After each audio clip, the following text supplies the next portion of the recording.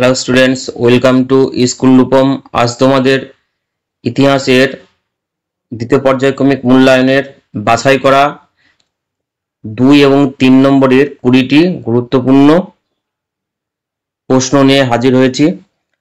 একেবারে 3টে অধ্যায় থেকে বেছে বেছে 20টি প্রশ্ন তৈরি করা হয়েছে তোমাদের দ্বিতীয় পর্যায়ক্রমিক মূল্যায়নের জন্য। চলো ভিডিওটি শুরু করি। প্রথমে তোমাদের সংক্ষিপ্ত উত্তরধর্মী প্রশ্ন, প্রতিটি প্রশ্নের মান 2। 1 নম্বর প্রশ্ন, দিল্লির সুলতানরা খলিফার অনুমোদন লাভে সচেষ্ট হতেন কেন? 2 নম্বর প্রশ্ন, দূরবাস কি? 3 নম্বর প্রশ্ন, সুলতানত বা সুলতানি বলতে কি বোঝো? 4 নম্বর প্রশ্ন, তুর্কি অভিজাত কেন রাজিয়ার বিরোধিতা করতে শুরু করেছিল? 5 নম্বর প্রশ্ন, খলজি বিপ্লব কাকে বলে? 6 নম্বর প্রশ্ন, মোহাম্মদ বিন তুগলকের দোয়াব অঞ্চলে রাজস্ব নীতি সম্পর্কে কি জানো? 7 নম্বর প্রশ্ন, রুমি কৌশল বলতে কি বোঝো? 8 নম্বর প্রশ্ন, পানিপথের প্রথম যুদ্ধ কবে কাদের মধ্যে হয়? 9 নম্বর প্রশ্ন, হবসি কাদের বলা হতো? 10 নম্বর প্রশ্ন, জাকাত ও জিজিয়া কর কাদের উপর থেকে আদায় করা হতো? 11 নম্বর প্রশ্ন, দক্ষিণী ও পরদেশী বলতে কি বোঝায়? 12 নম্বর প্রশ্ন, খানোয়ার যুদ্ধ কবে কাদের মধ্যে হয়? 13 নম্বর প্রশ্ন, কবুলিয়ত ও পাট্টা কি? 14 নম্বর প্রশ্ন, নবরত্ন কি বা নবরত্ন কাদের বলা হয়? এরকম ধরনের আসতে পারে। 15 নম্বর প্রশ্ন, 12 ভূঁইয়া নামে কারা পরিচিত ছিল? 16 নম্বর প্রশ্ন, সুল ইকুল কি? 17 নম্বর প্রশ্ন, জাবদি ব্যবস্থা কি?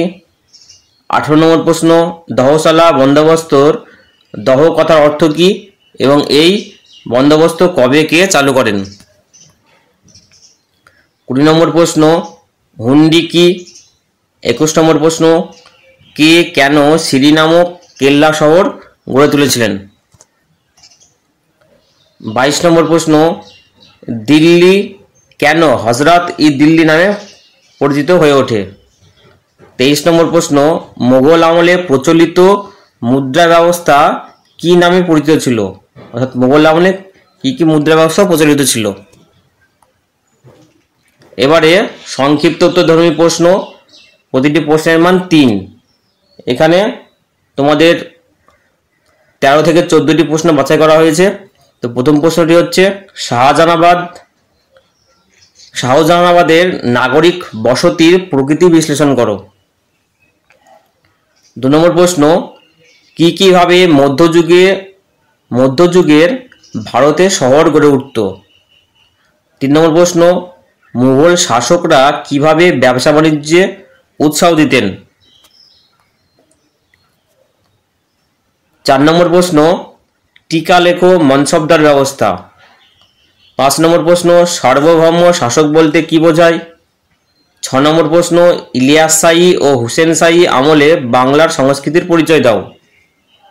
7 নম্বর প্রশ্ন, সুলতান ইলতুৎমিশের আমলে প্রধান 3টি সমস্যা কি ছিল? 8 নম্বর প্রশ্ন, কারা ছিল সুলতান রাজিয়ার সমর্থক ও কারা ছিল সুলতান রাজিয়ার বিরোধী? 9 নম্বর প্রশ্ন, টিকা লেখো ঔরঙ্গজেবের দাক্ষিণাত্য নীতি। 10 নম্বর প্রশ্ন, মুঘলরা কেন নিজেদেরকে বাদশাহ বলতো? এটি 2 নম্বরেও আসতে পারে এই প্রশ্নটি।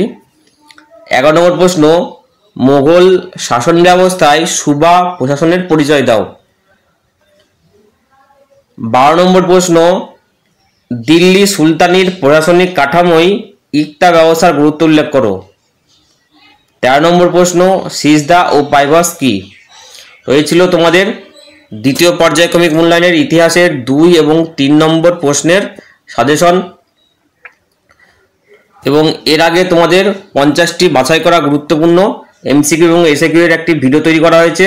ভিডিওটি তোমরা প্লেলিস্ট থেকে দেখে নেবে এবং পরবর্তীতে তোমাদের রচনাধর্মিক প্রশ্ন অর্থাৎ 5 নম্বরের প্রশ্নের একটি ভিডিও নিয়ে আসবো, কি প্রশ্ন আসতে পারে দ্বিতীয় পর্যায়ক্রমিক মূল্যায়নের জন্য।